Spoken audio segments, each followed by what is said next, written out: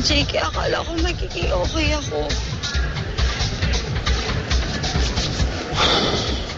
Akala ko kapag nabubugbog na siya, magiging okay na ako, magiging masaya na ako. Bakit hindi? I feel like bullshit. I feel like bullshit. Bakit ganun? Bakit ganun?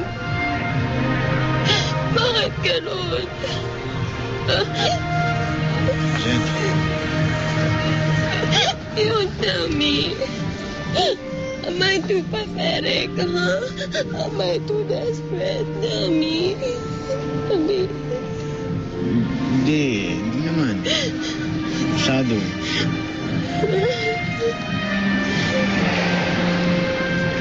Alam mo,